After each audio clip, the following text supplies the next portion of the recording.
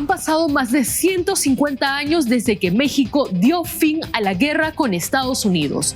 Con esto también llegó la pérdida de más de la mitad de su territorio, evento que continúa siendo uno de los episodios más dolorosos de la historia mexicana. ¿Qué factores llevaron a la cesión de 2.4 millones de kilómetros cuadrados, incluyendo territorios estratégicos como California, Texas y Arizona? Aquí te explico. La independencia de México en 1821 trajo consigo nuevos desafíos para gobernar un territorio vasto y poco habitado, especialmente en la zona del norte.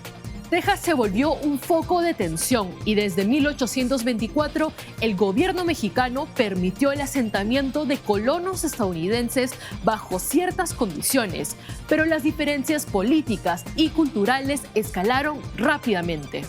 Uno de los principales puntos de conflicto fue la esclavitud. Mientras que en México la habían abolido, los colonos estadounidenses en Texas insistieron en mantenerla.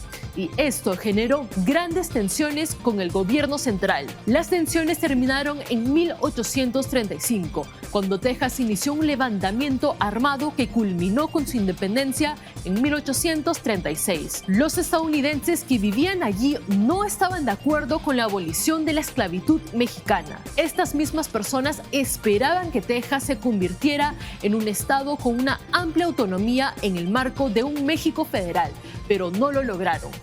A pesar de los esfuerzos del gobierno para frenar la rebelión, Texas se convirtió en una república independiente.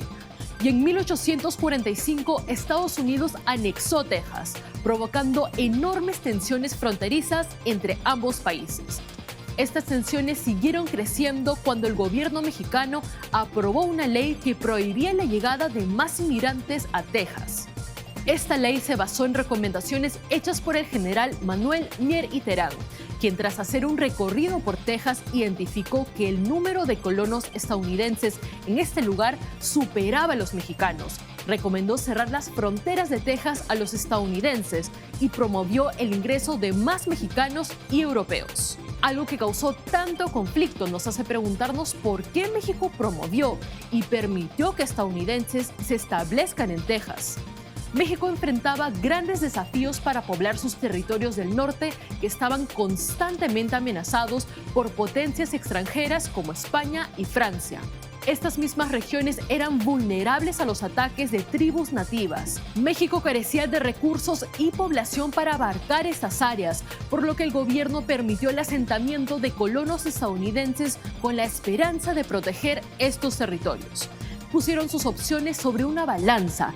Eran conscientes de que Texas era una región fértil justo en la frontera. Entonces, en vez de esperar un posible ingreso por parte de las potencias, optaron por enviar estadounidenses, que según el gobierno mexicano estarían controlados y serían leales a ellos. Pero pasó lo contrario.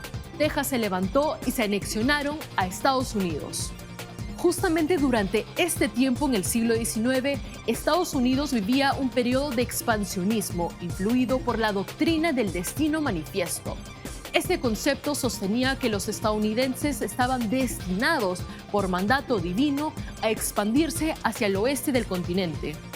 El presidente James K. Polk era defensor de esta doctrina y utilizó las disputas fronterizas entre Texas y México como justificación para declarar la guerra en 1846. Bajo su mandato, el ejército de Estados Unidos invadió el norte de México y eventualmente ocupó la Ciudad de México.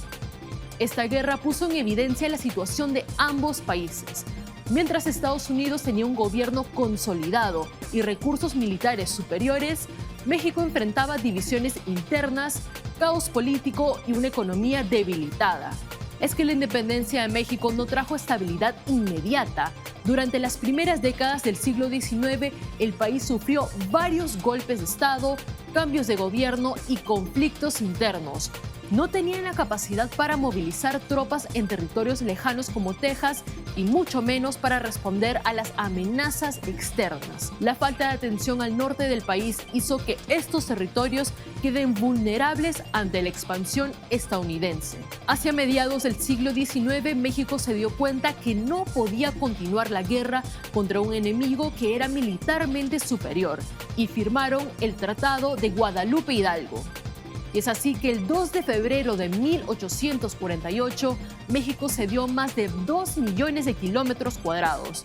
Este terreno incluyó los estados actuales de California, Arizona, Nevada, Utah, Colorado, Nuevo México y Wyoming. En un principio se había estipulado el pago de 15 millones de pesos por los territorios, pero al final el territorio fue cedido de manera forzada bajo ocupación militar. Por más de 4 meses después de la firma del tratado, las tropas estadounidenses permanecieron en Ciudad de México.